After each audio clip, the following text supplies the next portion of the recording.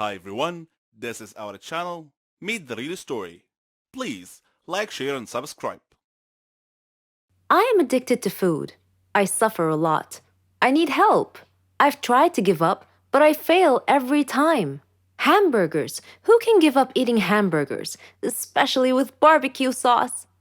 I didn't mind this kind of addiction, but I'm getting ahead of myself. Let me begin by introducing myself.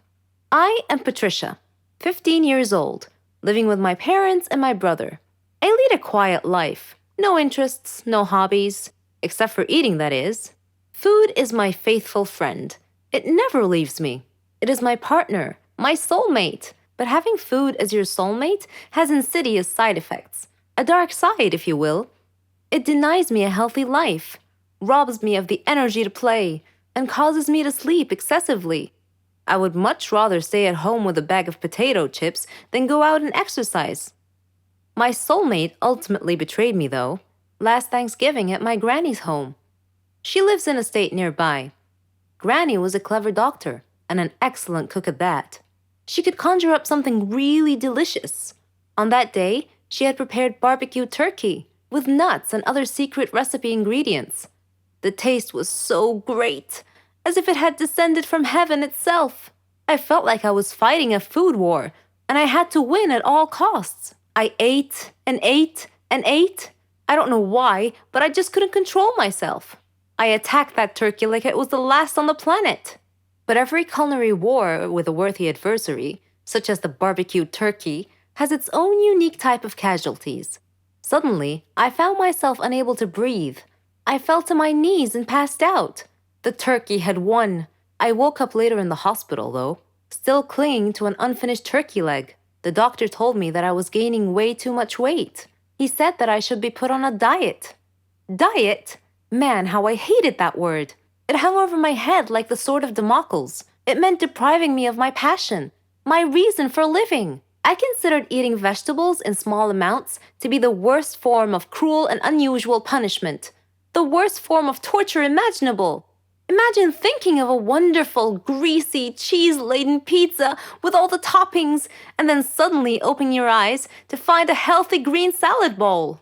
But I had reached a turning point in life.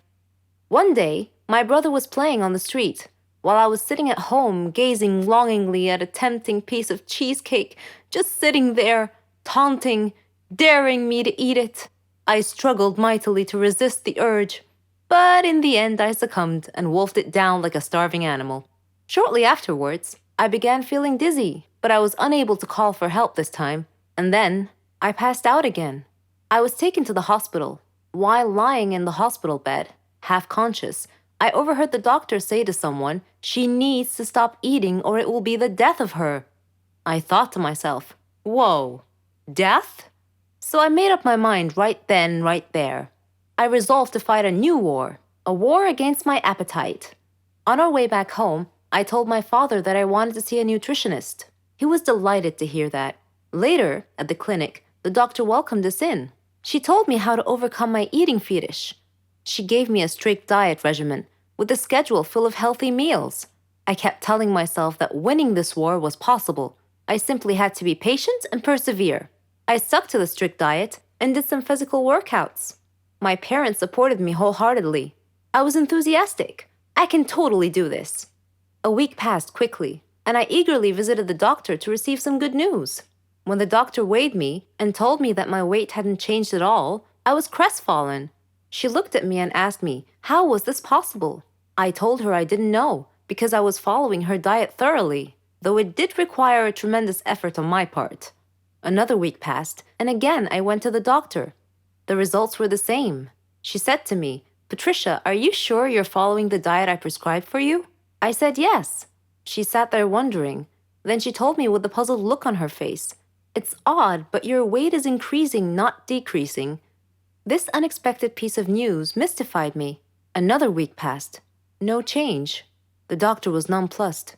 I returned home with a dejected look on my face. My father asked me what was wrong. When I told him, he laughed. Do you believe that? My father actually laughed at my predicament. I was furious. He gestured an apology with his hand and then told me that it was my own fault. I was puzzled. What are you talking about? He told me that I had been sleepwalking to the refrigerator every night and eating everything in sight. I was taken aback. I couldn't believe it. Stop acting like he didn't know it, he said. You must have been awake. I replied, No, Father, I'm not acting. I was truly unaware that I've been sleepwalking and eating in my sleep. But now that we've finally solved the mystery of the increasing weight, we returned to the doctor with this new information and told her the situation. She laughed and told me that my discipline had denied my body the food it craved, but my brain had refused to cooperate and had overridden my will by urging me to eat in a subconscious state. She told me not to worry, though, that she could treat that. Armed with this knowledge and her support, and the support of my family, I felt that I could finally win this war. I don't really like Indian movies because the actors are always overreacting, and the movies are not logical at all. But this is just my personal opinion. However, I've discovered that there are stories stranger than Indian movies. Let me give you a real-life example. I'll tell you a story about a young woman named Samantha. Samantha was a beautiful girl with blonde hair and green eyes. She lived with her grandmother after her parents died in a horrible car accident. The whole country read about it. She had many friends, and all the neighbors liked her. They considered her the most beautiful girl in town. Many had proposed to her, but she didn't care much for them. One day, Samantha was walking alone down the street after visiting one of her friends. Suddenly, she had an eerie feeling that someone was following her. She began running and crying for help. Her follower began running and stopped her. He was an ugly man, pointing a knife in her direction. He asked her to hand over her purse. She threw it at him and made a run for it. The man said wait and made to stop her, but another man appeared out of nowhere and punched the thief, who fell unconscious. The brave and good Samaritan picked up Samantha's purse and handed it to her. He was very handsome, with green eyes, soft hair, and an amazing smile. He escorted her back home, and she felt that he was her knight in shining armor. She went inside and hugged her grandmother tight, who was a little surprised but smiled. Samantha was so happy that she gently pulled her grandmother to her feet, and they whirled around and danced playfully. The very next day, she was surprised when she answered the doorbell. Steve, the tall, handsome man, was standing there, holding flowers. He proposed to her, and she said yes. Thus began their love story. Then one day, Samantha was standing in the kitchen preparing dinner. Steve and her grandmother were out, but they were supposed to be back soon. Samantha had everything ready, and she set the table. The house door opened, and Steve walked in. Samantha went to greet him, but she felt dizzy and fainted. Steve quickly took her to the hospital. The doctor congratulated Steve, saying that he was going to be a father. Steve was ecstatic, but Samantha was not. Instead, she was shocked and nervous. She said that she was too young to have kids, that she wasn't ready to be a mother. Steve was taken aback and said, But why? Don't you want him? Things were different from that point on. Samantha tried to get an abortion several times, but Steve was always stopping her. She couldn't accept it. She blamed Steve, but Steve couldn't understand her. In her 7th month of pregnancy, Samantha was with her grandmother at the supermarket when she saw a small boy run onto the road. Fearing he might get run over by a car, Samantha quickly pulled the boy off the road to safety. The boy's mother saw what happened and thanked Samantha, feeling so grateful and relieved. Samantha was crying at the moment and replied, No need to thank me. I'm going to be a mother like you soon. For the first time, she was beginning to feel real affection for the baby. Forgive me, she silently thought to herself. She tried to contact Steve many times to tell him that she had finally accepted. She was ready to become a mother, but he never responded. Finally, the day had come. Samantha went to the hospital to give birth. After the surgery, she was very tired. Nevertheless, when she woke up, she immediately asked for the baby. Her grandmother handed her the child. It was a daughter, and she was so beautiful. The nurse tried to take the baby out of her arms, but Samantha refused, wanting to hold her for as long as she could. The next day, Samantha heard a big commotion, and she had a feeling of dread that something bad had just happened. It was confirmed when she saw her grandmother's face. She asked what had happened, and her grandmother told her that a child was missing and had apparently been kidnapped. Samantha's pale face slowly pleaded, Please don't tell me that it was my daughter.